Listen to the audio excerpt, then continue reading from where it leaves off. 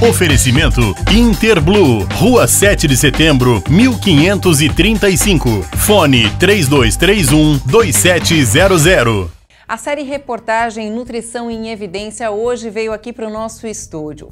Vamos conversar mais uma vez com o médico funcional, médico do esporte, Dr. Fábio Cardoso. Como sempre, super bem-vindo aqui no nosso programa, a gente adora as dicas dele.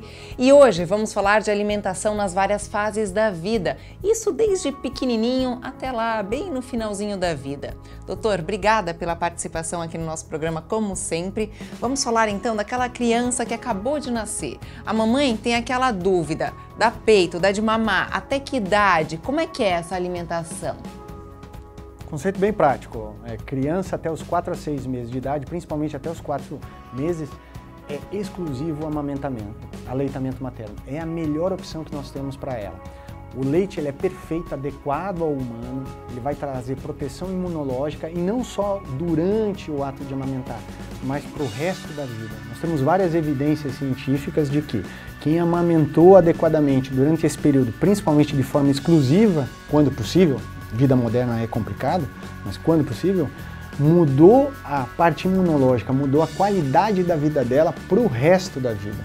Então, até idoso, até velhinho, se você for amamentado no peito de forma adequada até os 4 meses, podemos chegar até 6 meses, quase de forma exclusiva, ser perfeito. Um negócio bem legal, 4, 6 meses de idade, beleza, para de amamentar, todo mundo diz, não precisa mais amamentar. Olha, precisar não precisa, mas seria muito legal se pelo menos 1, 2 vezes por dia pudesse amamentar durante um período até 9 meses, 12 meses. O leite materno ele tem uma qualidade de gorduras necessárias para a gente produzir o corpo da forma como é, de proteínas para sintetizar mais células, mais hormônios de forma adequada. Fantásticos, e ele deve ser utilizado o quanto puder, pelo menos até 9 a 12 meses. É óbvio, exclusivo? Aí nesse momento, como a gente falou, a partir de 4 a 6 meses, aí não. Aí a gente começa a ter a exposição das crianças a outros alimentos, a outras fontes alimentares. E quais seriam? Meus colegas nutricionistas são fantásticos em ofertar, e uma coisa que eles sempre replicam e repetem é diversidade. Comer a mesma coisa sempre a mesma coisa, é o início de você ter reações alérgicas, alergias alimentares, de predispor a hábitos alimentares errados que vão perpetuar por toda a vida. Então esse períodozinho até os 2 anos de idade, depois que deixou de ser a amamentação, ele é muito importante para tudo que você oferta para a criança. Diversidade, cores, legumes, verduras, hortaliças, um processo de digestão para ele aprender consistência, aprender sabor e de preferência, fuja de alimentos refinados, fuja de alimentos enriquecidos. Alimentos que precisam de refino e que precisam ser enriquecidos, eles são pobres a nível nutricional. Então, doutor, e até uma coisa interessante para a gente colocar aqui, eu li sobre isso, que até os 2 anos, aquilo que você oferece para a criança, aquilo que você coloca no paladar, é aquilo que se forma no paladar dela. Ou seja, a criança que experimenta um doce até os 2 anos, ela vai gostar mais de doce no futuro. Isso é verdade? É fato? Isso é verdade. Por quê? O paladar, o sabor, na verdade, ele é um estímulo eletroquímico. E o corpo, na verdade, quanto mais estimulado ele for excessivamente, quer dizer, doce demais, salgado demais, ele aprende a procurar isso como se fosse, como se fosse o certo a ser feito. Então, alimentação adoçada, alimentação salgada, sem o sabor natural específico, ele predispõe as crianças a gostarem e procurarem, para o resto da vida, alimentos adoçados e alimentos salgados de forma inadequada. Aí tem a criança, o período da criança, né, que vai lá dos 2 anos em diante até... 10, 11 anos na pré-adolescência. Pré-adolescência, exato. Muita gente fala que a criança nesse momento ela virou um pequeno adulto. Um pouquinho exagerado, mas voltando a dizer, aqui é o momento em que a gente vai sedimentar os gostos alimentares dela. Então, muitos dos erros alimentares e até a obesidade infantil, que é um problema grave, nós temos 52% das crianças no Brasil com sobrepeso, nós já temos um patamar de 22% de crianças chegando aos 10, 11 anos com obesidade. Por que o problema? Primeiro, obesidade é doença. A gente antes dizia que era uma condição, hoje em dia nós sabemos que é doença. Ela estimula a produção de futuras doenças. Quem chegou aos 10, 11 anos com obesidade vai ter 16 vezes mais chance de ser obeso para o resto da sua vida ou ter problemas de peso. Mas não peso de ficar bonitinho, de ficar fitness, peso de estar relacionado a doenças. É uma coisa muito mais grave do que nós estamos falando. Então, de 2 a 10 anos, vamos sedimentar tudo aquilo que a gente fez nos primeiros 2 anos de vida. Vamos manter a diversidade alimentar, vamos ofertar frutas, legumes e hortaliças. Lembrar que a Organização Mundial de Saúde fala que o ideal é a gente comer 5 porções desse tipo dessa mistura por dia. Talvez não seja tão fácil fazer 5, mas 2 a 3 seriam muito interessantes. Fugir dos carboidratos simples, desses refinados, dos salgadinhos, dos refrigerantes, dos sucos adoçados. Vamos aproveitar as frutas in naturas, vamos aproveitar os legumes, vamos usar produtos integrais e vamos ver a resposta da criança. E daí chega a fase da juventude, que daí vem as bebidas alcoólicas, e aí, hein? Aí é complicado.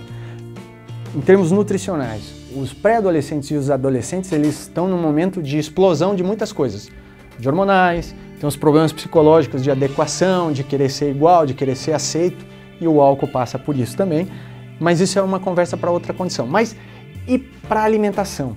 A alimentação, a gente sabe que o adolescente, nesse momento, como ele está crescendo, eles, na verdade, de um dia, é aquele negócio, viu um dia, viu o outro, os caras crescem, né? Eles precisam de energia. Essa energia, esse metabolismo, ele precisa de uma quantidade aumentada de alimento. Chega até 30%. Em torno de 10 a 30% das necessidades de um adulto, você precisa colocar mais num pré-adolescente ou num adolescente que está nesse processo de crescimento. Mas aí se acostumou a comer um monte, daí vem a fase adulta, e aí? Essa conta pode chegar? Aí vem a história de, nesse momento de necessidade real de quantidades aumentadas, que seja com qualidade. Porque quando você pontua a alimentação com qualidade, você está oferecendo nutrientes. Uma das coisas que pouca gente fala, a gente fala muito em contar caloria, e a gente esquece de falar que assim, os alimentos, eles têm caloria vazia, esses alimentos refinados, esses biscoitos, essas bolachas, esses salgados, esses alimentos industrializados, eles não têm nutriente. Grande parte da nossa fome, se ela não vem de cunho emocional, uma parte dela vem da nossa pobreza de nutrientes. O organismo vai continuar com fome e vai continuar procurando até ele achar os nutrientes que ele precisa. Para a mulher depois dos 35 e para o homem depois dos 40, o metabolismo diminui, ou seja, cada comida ela tem um valor maior na hora que você ingere, ou seja, de caloria, aquilo que você vai vir a ganhar de massa de gordura? Durante um período da vida, a partir desse momento aí, 35, 45, existem algumas tendências. Uma tendência é sim o ganho de peso. Às vezes numa década, se você fizer tudo certinho, for um cara legal, tudo isso aqui, você pode chegar a ganhar 4, 6% do teu peso corporal. O resto é excesso mesmo de erros alimentares. Mas existe uma tendência. Como é que a gente faz para evitar isso? Se mantendo ativo durante o dia a dia e preservando massa magra. Tem muita massa muscular. Por quê? Tem muita gente que fala assim, mas para eu ter músculo eu preciso ter hormônio. O contrário é muito mais verdade. Se eu preservo, se eu me mantenho ativo, faço atividades físicas, preservo minha massa muscular aos 35, aos 45 anos, eu vou ter um peso, uma qualidade de vida e até um tempo de vida maior na minha terceira idade. E os idosos? O idoso ele precisa de quê? Ele precisa ter alimentos com digestibilidade mais adequada. Então, alimentos triturados, macerados, a apresentação pode ser feita de forma melhor. O idoso, ele não deveria fazer alimentações copiosas, pesadas, vou comer 3 vezes ao dia em grandes quantidades. Ele deveria fazer pequenas quantidades associadas a um segmento médico. Para quê? Para a gente fazer diagnósticos de talvez ofertar melhoras médicos e nutricionais, de ofertar algumas melhoras assim, vamos melhorar a digestibilidade. A gente tem possibilidade disso, ofertando algum tipo de enzima digestiva associada à alimentação. Com isso, a gente melhora esse processo e retarda cada vez mais os efeitos do envelhecimento. Então, o idoso é uma alimentação bem adequada, bem efetiva, a gente acaba tendo um pouco menos de energia na terceira idade, mas muito por isso, esse problema de transportar energia para dentro da célula. Então, prestar atenção nisso, ter um profissional individualizando para você o tratamento seria fantástico. Não é à toa que a tal da frase "você é aquilo que você come" existe. Você realmente é aquilo que você come. Isso já desde a sua infância até a fase adulta, idoso, enfim, até o fim da nossa vida. Dr. Fábio, muito obrigada, como sempre, pela participação aqui no nosso programa. Agora um breve intervalo comercial. No próximo bloco, o retorno com mais atrações para você. Até já!